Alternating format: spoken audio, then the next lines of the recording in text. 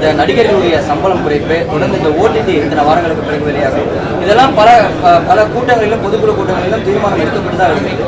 ஆனால் அது இன்னமும் நடைமுறைக்கே சாத்தியம் இல்லை அப்படின்ற மாதிரி தெரியுது சார் தமிழ் திரைப்படம். இல்லைங்க அதுக்கு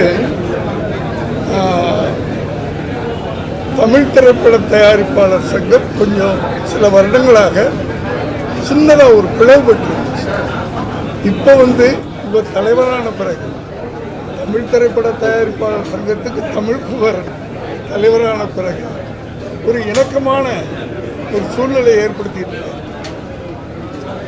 அந்த தனியாக போன அந்த அமைப்பு இப்போ ஃபுல்லாக தமிழ் திரைப்பட தயாரிப்பாளர் சங்கத்துக்கு ஒத்துழைப்பு கொடுக்கறதா வந்திருக்கிறாங்க.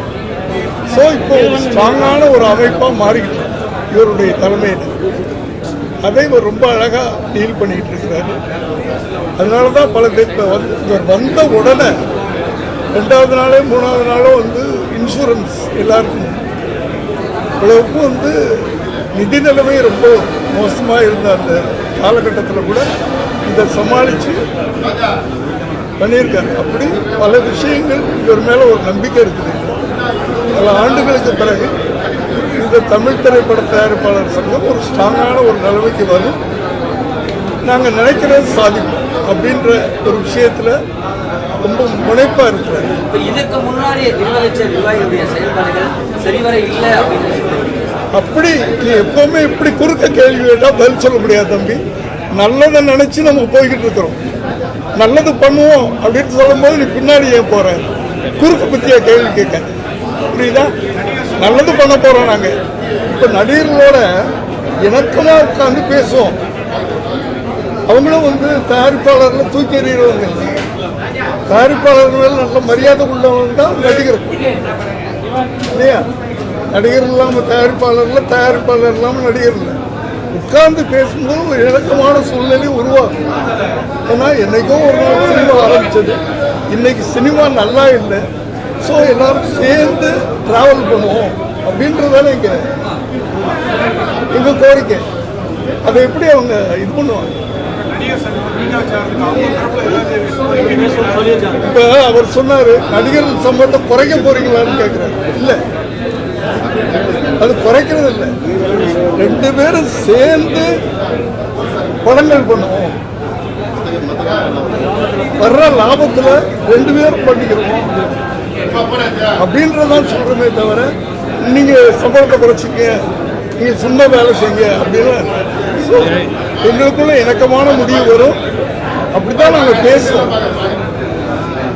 நோக்கமே லாப நஷ்டத்துல பங்கேற்கணும், அவ்வளவுதான். அதே மாதிரி இந்த சிறு திரைப்பட தயாரிப்பாளர்கள் அவருக்கு இந்த தியேட்டர் கிடைக்கல அப்படிங்கிற பிரச்சனை ஆண்டாண்டு காலமா பல மேடைகளிலும் நிகழ்ச்சிகளுடைய மேடைகளிலும் பேசிக்கிட்டே இருக்கும். அவர்களுக்கான அந்த வாழ்வியலுக்கு புதுசா என்ன சார் பண்ண போறீங்க? இல்லை, அது என்னென்னா அதுவும் பேசிகிட்டு இருக்க முன்னாடி கொண்டு வந்து சட்டம் தமிழ்நாட்டில் மட்டும்தான் 4 ஷோ நீங்கள் காலையில் 9 மணி ஷோ போட்டாலும் ஸ்பெஷல் பர்மிஷன் வாங்கன்னு சொல்லியிருக்கோம். வேறு கர்நாடகா ஆந்திராவில் அந்த மாதிரி கிடையாது. அதுவும் ஒரு அன்றைக்கி சிஎம்ஐ பார்த்து ஒரு மனு கொடுத்துருக்கோம், 5 ஷோவை போடலாம், ஒன்றும் பிரச்சனை கிடையாது. 9 மணிக்கு ஆரம்பித்தாவே ஃபஸ்ட் ஷோவை பர்மிஷன் ஸ்பெஷல் ஷோ மாதிரி தான் கன்சிடர் பண்ணுறாங்க.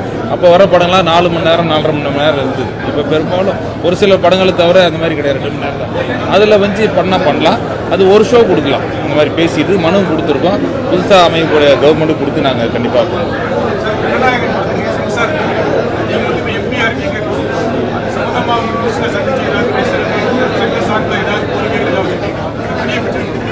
சென்னைக்கு கூட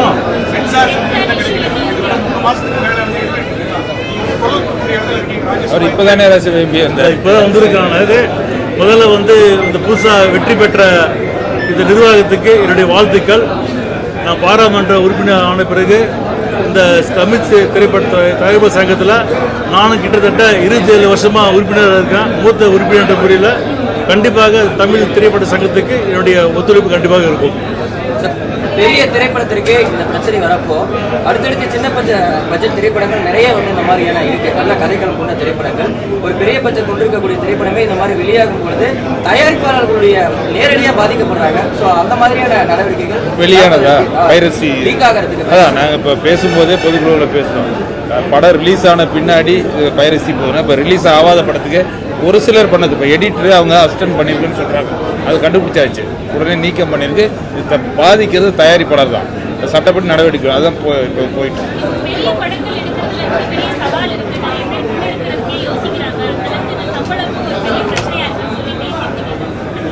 இது மாதிரியான தயக்கம் இன்னும் தொடர்ந்துட்டு இருக்காங்க. தயாரிப்பாளர்கள் இன்னும் முன்வர மாட்டேங்கிறாங்கன்ற ஒரு இல்லை அதுதான் ரெவென்யூ ஷேர், அதுதான் லாப நஷ்டத்தில் பங்கு இருக்குன்னு சொல்லி நடிகர்கள் டெக்னீஷியன் எல்லாத்துட்டையும் பேசியிருக்கோம். பெரிய பெரிய டெக்னீஷியன் பெரிய படங்களுக்கு நீங்க சொல்றீங்க, பொதுவாகவே அந்த பிரச்சனைகள் இருக்கான்னு கேட்குறேன். சிறிய படங்கள்ல இருந்து ஒரு அளவுக்கான பட்ஜெட் படங்களுக்கு கூட மீடியம் அண்ட் பெரிய பட்ஜெட் படங்கள் 2 படத்துக்கு தான் அந்த சிஸ்டம்.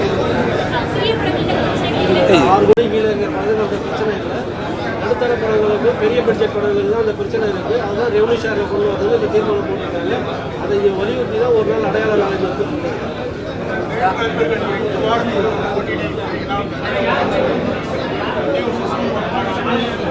இல்லை அதுக்கான மீட்டிங் போயிட்டு இருக்கு. சவுத் இந்தியா லெவலில் போய் அதுக்காக வந்துட்டு அந்த ஃபார்ம் பண்ணோம் அதை சொல்லிட்டு சொல்லுங்க.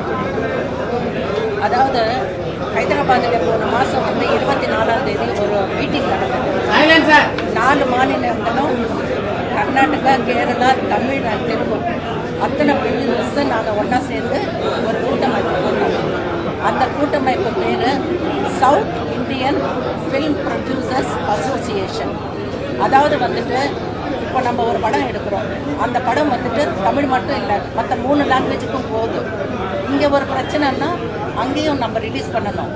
இந்த பிரச்சனை சால்வ் பண்ணால் தான் அங்கே வந்துட்டு நம்ம பண்ண முடியும். அதனால அவங்களும் கூட சேர்ந்து நாங்கள் எல்லாம் ஒன்றா ஒரு அமைப்பு அமைச்சிருக்கோம். இனிமேல் எந்த பிரச்சனை வந்தால் கூட ப்ரொடியூசர்ஸுக்கு 4 பேரும் வந்துட்டு 4 மாநிலங்கள் ஒன்றா செயல்படுவோம்னு சொல்லிட்டு ஒரு முடிவை எடுத்துருக்கோம். சார் அதே மாதிரி சினிமா வெளியீட்டை வந்து ஓடிடி தான் நிர்ணயிக்குது அப்படின்ற மாதிரியான ஒரு குற்றச்சாட்டு தொடர்காலமாகவே இருக்கிறது. ஏன்னா இந்த ஓடிடியோட சைன் பண்ணிட்டோம் அப்படின்னா குறிப்பிட்ட தேதிக்குள்ள நீங்கள் தேட்டரில் ரிலீஸ் பண்ணாலும் பண்ணனாலும் நாங்கள் ஓடிடியில் பண்ணிடுவோன்னு. ஸோ இது வந்து தயாரிப்பாளர்களுக்கு இதுவும் நேரடியான ஒரு கண்டிப்பாக ஓடிடி இல்லை. அதான் இப்போ நாங்கள் என்னென்னா இப்போ எங்கள் நிர்வாகம் வந்த உடனே ஹை லெவல் கமிட்டி ஒன்று போட்டுருக்கோம், ஃபார்ம் பண்ணியிருக்கோம், வெளியிடுவோம். அதில் ரொம்ப முக்கிய எஸ்சி சார் அந்த மாதிரி ரொம்ப முக்கியமானவங்க, அது ஏற்கனவே ரொம்ப அனுபவம் வாய்ந்த தயாரிப்பாளர் அவங்களாம் வச்சு ஒரு ஹை லெவல் கமிட்டி பண்ணியிருக்கோம். அதுக்கு என்னென்ன சீர் பண்ணலாம் அதெல்லாம் நாங்கள் பண்ணிகிட்டு இருக்கோம். கண்டிப்பாக அது இந்த மாதத்துல எல்லாம் முடிவு போட்டுருக்கோம்.